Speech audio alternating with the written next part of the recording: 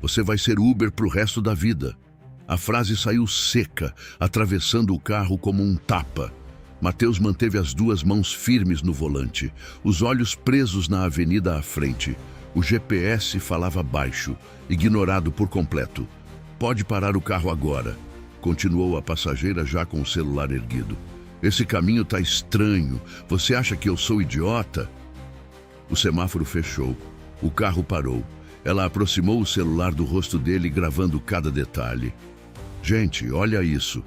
O motorista resolveu inventar rota. Aposto que é mais um desses que fingem trabalhar e ficam rodando por aí para aplicar golpe. Mateus respirou fundo. Senhora, eu só estou seguindo o GPS, disse, sem virar o rosto. Não me chama de senhora e abaixa esse ar. Tá congelando, vocês não sabem regular nada mesmo. Ele ajustou o ar-condicionado, sem responder. E essa música? Ela riu, debochada. Que coisa cafona. Mas fazer o quê, né? Uber é isso aí, gente sem opção. O carro voltou a andar. O trânsito estava pesado. Sabe qual é o problema de gente como você? Ela continuou, agora mais alta. Se acomoda. Fica aí a vida inteira dirigindo para os outros e acha que tá tudo bem.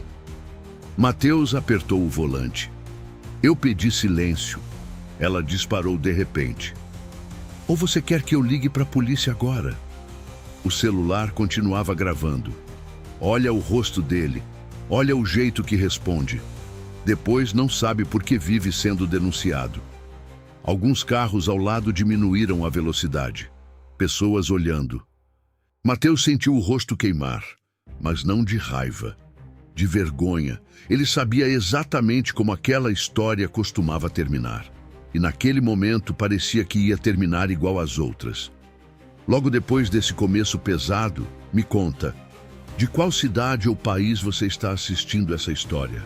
E aproveita para se inscrever no canal, porque histórias como essa acontecem todos os dias, em lugares diferentes, com pessoas comuns. Agora, vamos voltar ao começo dessa história. Mateus acordava todos os dias às 5 da manhã. Café simples, camisa passada na pressa, um caderno velho sempre na mochila. Durante o dia, dirigia. À noite, estudava. Direito, não porque fosse moda, mas porque acreditava que entender as regras do jogo era a única forma de não ser esmagado por ele. Naquela manhã, antes de ligar o carro, ele tinha revisado um artigo no ponto de ônibus. Tinha prova na semana seguinte e contas atrasadas. Quando aceitou aquela corrida, só pensou em completar a meta do dia. Ele não imaginava que aquela passageira carregava mais do que pressa. Carregava preconceito. E ainda tinha muita coisa prestes a acontecer dentro daquele carro. Mateus lembrava bem do dia em que decidiu virar motorista de aplicativo. Não foi escolha por conforto. Foi por necessidade. O estágio que ele tentava há meses nunca vinha. Sempre faltava perfil. Sempre pediam experiência que ele ainda não tinha como ter. Dirigir virou o meio, o diploma, o objetivo. Naquela mesma semana, ele tinha ouvido de um colega da faculdade. Pelo menos você não depende do dinheiro dos pais. Ele levou aquilo como um elogio. Mas, dentro do carro, com a passageira no banco de trás, aquela frase parecia distante, quase ingênua. Você vai continuar por essa avenida? Ela perguntou com ironia. Porque se passar do retorno, eu juro que chamo a polícia. Mateus olhou rápido para o GPS. Rota normal. Trânsito pesado desviando do centro. É o caminho mais rápido agora, explicou. Ela riu. Um riso curto, de desprezo. Sempre a mesma desculpa. GPS, sistema, aplicativo. Nunca é culpa de vocês. Ela aproximou o celular ainda mais. Anota aí, pessoal. Se acontecer alguma coisa comigo, esse é o motorista. Mateus sentiu um nó no estômago. Senhora, eu tenho câmera no carro, disse, finalmente. Tudo está sendo gravado. Ela congelou por meio segundo. Depois, disfarçou. Ótimo. Assim todo mundo vê como vocês são. O silêncio se instalou por alguns segundos. Só o barulho do trânsito. Mateus pensou no filho da vizinha, que ele buscava na escola quando dava. Pensou na mãe, que ligava todo dia perguntando se ele tinha comido direito. Pensou na prova de processo civil. Pensou em como uma gravação fora de contexto podia acabar com tudo. Abaixa esse retrovisor, ela ordenou. Tá refletindo minha imagem. Ele obedeceu. Você sabe o que é humilhação? Ela continuou, agora num tom falso de calma. É ter que usar esse tipo de serviço quando se tem carro na garagem. Mateus sentiu algo mudar dentro dele. Não foi raiva, foi cansaço. A senhora pode encerrar a corrida se quiser, disse controlado. Ah, agora quer se livrar? Ela sorriu. Não, agora eu vou até o fim. Quero ver até onde vai essa sua cara de santo. O GPS anunciou. Vire à direita. Ele virou. Ela arregalou os olhos. Eu falei que era estranho, gritou. Você está desviando. Mateus respirou fundo.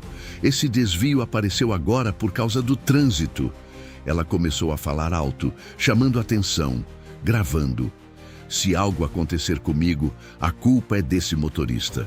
Foi nesse momento que um detalhe mudou tudo, um pequeno detalhe, e Mateus percebeu que aquela corrida não terminaria como as outras, mas se transformaria em algo que nenhum dos dois esperava. O detalhe era simples, quase invisível. Quando o carro parou no semáforo, a câmera do painel piscou. Luz azul contínua, áudio ativo. Mateus percebeu que ela também notou. Isso grava som também? Perguntou, fingindo desinteresse. Grava, respondeu ele. Tudo. Ela ajeitou o cabelo, mudou o tom.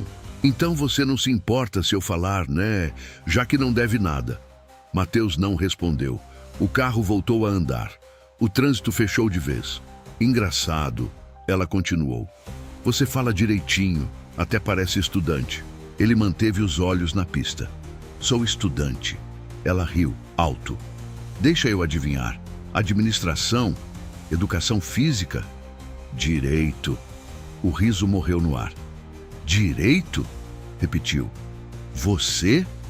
Ela olhou para o banco da frente como se estivesse vendo algo fora do lugar. Você não tem cara, completou. Gente de direito normalmente não fica dirigindo. Mateus sentiu o impacto, mas seguiu. Nem todo mundo começa do mesmo lugar. Ela inclinou o celular de novo. Anota aí. Agora ele está querendo se fazer de vítima. O carro virou outra esquina, mais buzinas, mais carros parados. Você sabia que dá para denunciar motorista? Ela disse. Ainda mais quando o comportamento é suspeito. Suspeito como? Ele perguntou, sem alterar a voz. Olha o caminho, olha o jeito que você fala, olha o carro, tudo errado. Ele respirou fundo. Senhora, estamos a 3 minutos do destino. Ela se inclinou para a frente. Você acha mesmo que vai passar a vida inteira enganando gente assim? Disse fria. No máximo vai ser isso aqui. Uber. Pro resto da vida. Silêncio. Mateus sentiu o volante firme nas mãos. Pensou em responder. Pensou em se calar. Escolheu a terceira opção. A senhora está sendo gravada, disse. E eu vou encerrar a corrida agora. Ele encostou o carro, sinalizou. O quê? Ela se exaltou. Você não pode fazer isso. Posso, respondeu. Pela sua segurança e pela minha. Ela abriu a porta com força. Isso não vai ficar assim, gritou. Eu conheço gente. Você vai se arrepender. Antes de sair, apontou o celular para ele. Olha bem para a câmera. Esse é o rosto de quem tentou me intimidar. A porta bateu. O carro ficou em silêncio. Mateus desligou o motor. As mãos tremiam. Ele salvou o vídeo da câmera. Fez backup automático. Ficou alguns segundos parado, respirando. Foi então que o celular vibrou. Notificação do aplicativo. Passageira registrou uma ocorrência. Mateus sentiu o estômago afundar. Mas dessa vez, ele não estava despreparado.